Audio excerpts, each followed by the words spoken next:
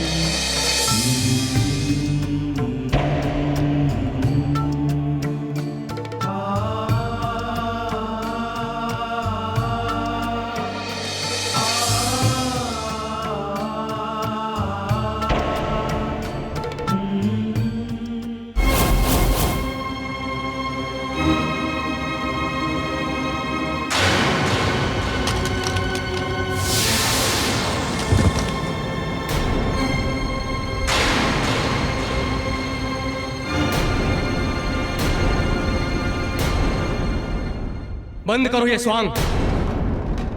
ना तुम मेरी पत्नी हो और ना ही मैं तुम्हारा पति। हमारे बीच कोई संबंध नहीं है। निकल जाओ मेरे घर से अभी, इसी क्षण।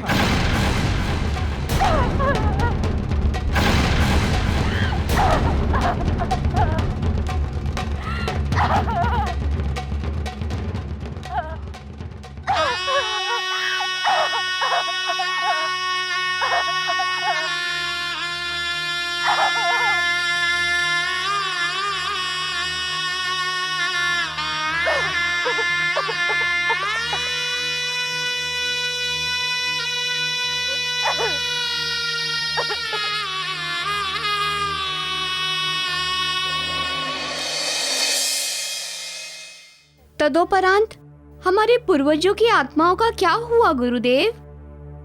वो आत्मा तो कपिल मुनि के श्राप से जलकर भस्म हो गई थी। राम, अकाल मृत्यु के कारण उनकी आत्माएं भटकती रहीं। किसी को पता नहीं चला कि उनका क्या हुआ। और महाराज सगर के राज्य में लंबे समय तक यज्ञ चलता रहा। कोई कुछ भी नहीं समझ पा रहा था कि अश्वमेध यज्ञ का अश्व गया तो कहां गया। तब यज्ञ के देवता ने स्वयं प्रकट होकर बताया कि अश्व पाताल लोक में कपिल मुनि के आश्रम में है। ये सुनते ही राजकुमार असमंजस अश्व को खोजने के लिए कपिल मुनि के आश्रम में पहुंचे।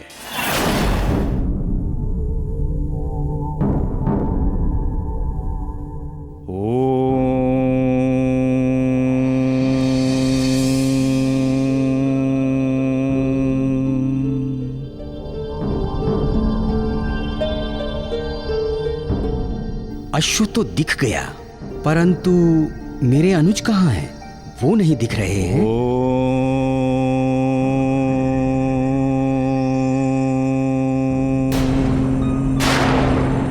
और ये क्या है?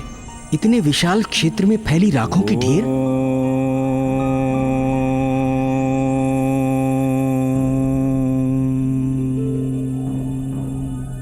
ऋषिवर, अयोध्या कुमार महाराज सगर के पुत्र असमंजस का प्रणाम स्वीकार करें।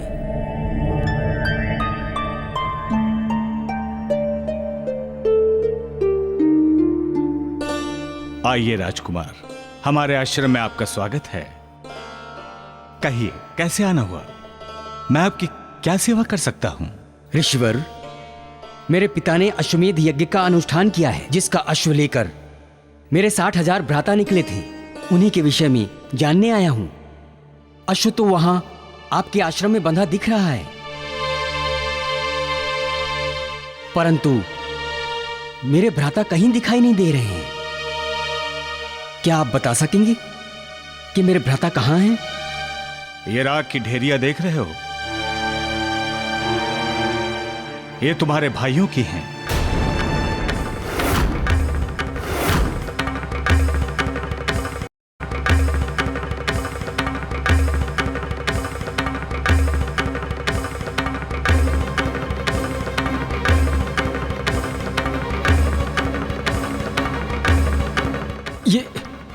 ये राग की ढेरिया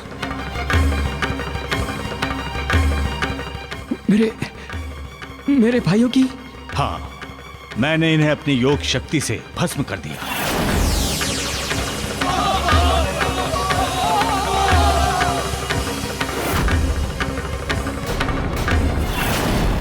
भस्म कर दिया, परंतु किस अपराध के कारण ऋषिवर? अत्यंत उद्दंडी और अभिमानी थे ये। इन्होंने मेरा अपमान किया था, घोर अपमान। मुझ पर अश्व चोरी का लांछन लगाया था। तो पाखंडी तूने चुराया है हमारे अश्वमेध यज्ञ का अश्व। इस जैसे नीच को सरल मृत्यु दंड देना मृत्यु का अपमान होगा।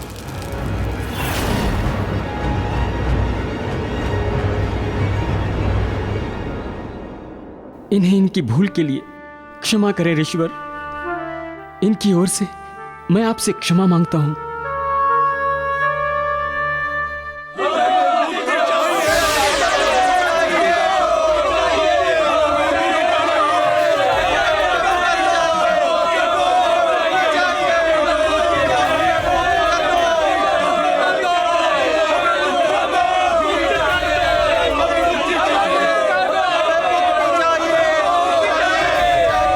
ये सब क्या है ऋषिवर? ये सब ऐसे क्यों चिल्ला रहे हैं? अकाल मृत्यु हुई है इनकी। अकाल मृत्यु के कारण आत्माएं मुक्त नहीं हो पाती, भटकती रहती हैं। इनकी आत्माएं भी भटक रही हैं और ऐसे ही भटकती रहेंगी। नहीं ऋषिवर, नहीं। मेरे भ्राताओं के विषय में ऐसा मत कहिए। उन पर कृपा कीजिए ऋषिवर, उन पर कृपा कीजिए एवं उनकी मुक्ति का मार्ग बताइए ऋषिवर।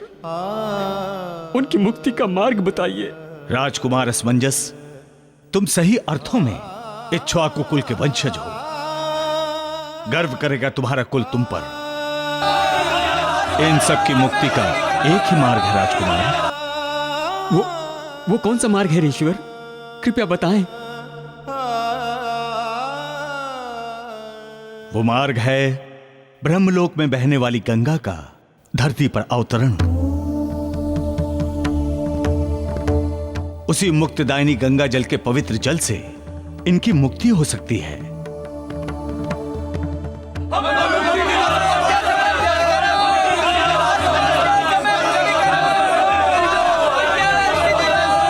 आभार ऋषिवर। अब मुझे इस अश्व को ले जाने की आज्ञा दे। कल्याण हो।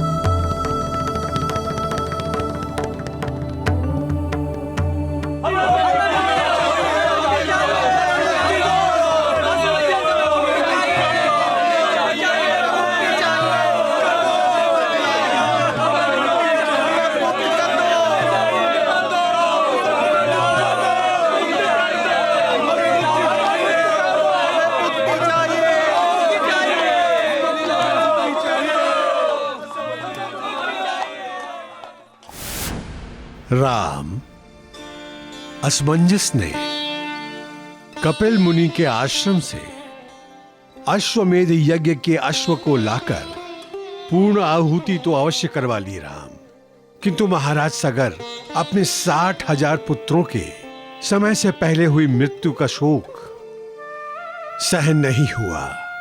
अंततः वो मृत्यु को प्राप्त हो गए। एवं तभी समस्त परिदृश्यों को देखते हुए राजकुमार असमंजस ने गंगा मैया को धरती पर अवतरित करने के लिए उनकी कठिन आराधना आरंभ की।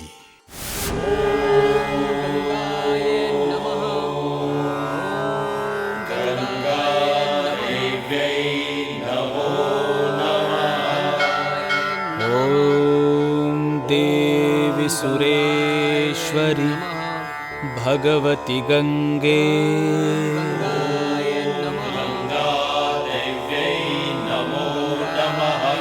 त्रिभुवन तारिणी तरल तरंगे।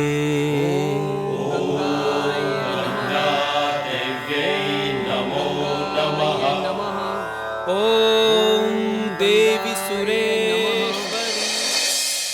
असमंजस ने कई वर्षों तक गंगा मैया की कठिन आराधना की। आराधना करते करते उनका जीवन समाप्त हो गया। तदोपरांत उनके पुत्र अंशुमन ने गंगा मैया का आवाहन किया। ओम देवी सुरेश्वरी भगवती गंगे त्रिभुवन तारिणी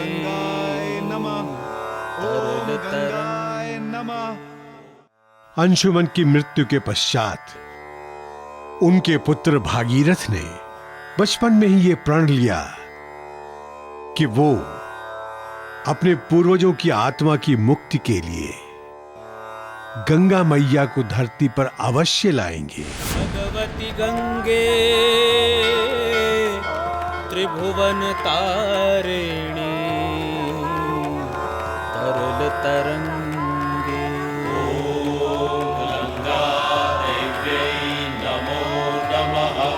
ओम देवी सुरेश्वरी भगवती गंगे त्रिभुवन तारिणी तरल तरंगे।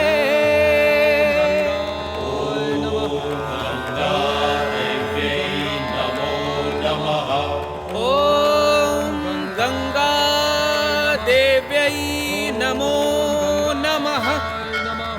ओम सुरसरी देव्यै नमो नमः।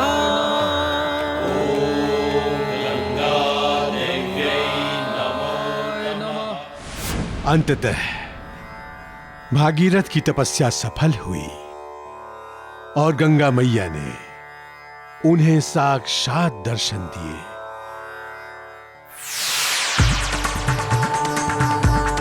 भागीरथ,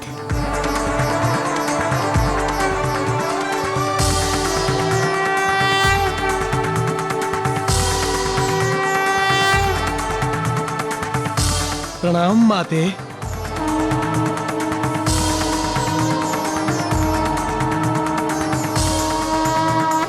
मैं तुम्हारी तपस्या से प्रसन्न हूँ। बोलो, क्या चाहते हो? क्या मनोरथ है?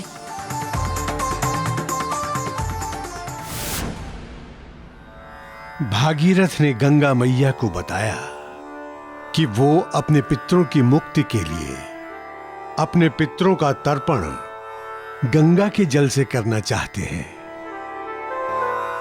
और इसलिए उन्हें ब्रह्मलोक को छोड़कर धरती पर अवतरित होना ही होगा। और राम, यहीं से गंगा मैया की धरती पर अवतरित होने की प्रक्रिया आरंभ हुई।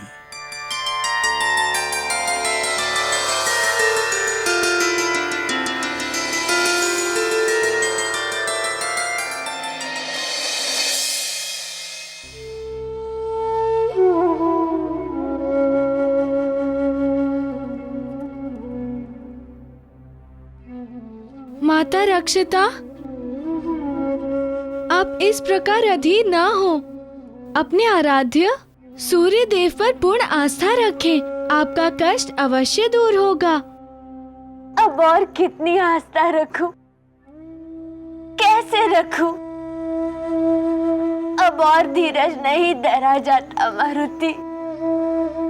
अब और तिरस्कार नहीं सहा जाता। बस कुछ समय और माता रक्षिता। मन की पीड़ा हरने की शक्ति सहानुभूति के कोरू शब्दों में नहीं होती मारुति। जिस वेदना की आग में मैं जल रही हूँ उसे केवल मैं जानती हूँ। श्राप की अग्नि की असहाय जलन को मैं समझती हूँ, परंतु इसके अतिरिक्त मेरे पास और कोई मार्ग नहीं है। मैं समझती हूँ क्योंकि श्राप से मुक्ति कठिन है, वो भी पिता के श्राप से। मुझे तो जीवन भर इस पीड़ा को सहना है। अतएव अब आप मुझे मेरी स्थिति पर छोड़ दीजिए। आपका बहुत आभार कि आप मुझ निर्बल का बल बने, मेरी सहायता की। अटल को घटित होने दीजिए मारुति, अटल को घटित होने दीजिए।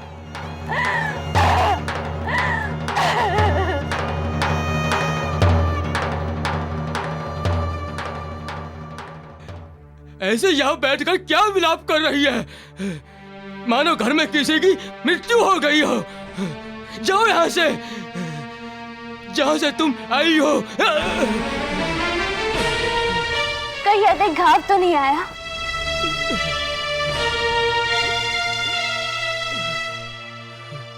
तुम जाओ यहाँ से, मुझे इस स्त्री से बात करनी है। जी कहिए स्वामी।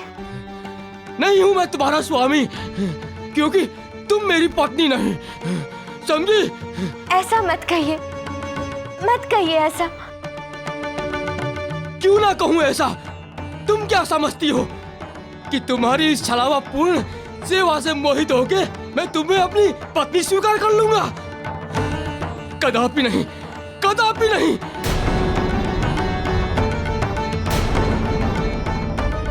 तुम अपनी मंशा बताओ, तुम्हें क्या चाहिए? इस कंगाल से तुम्हें क्या चाहिए? आपके चरणों में स्थान चाहिए, पतिव्रता कहलाने का सौभाग्य चाहिए। इसके अलावा मुझे आपसे और कुछ नहीं चाहिए।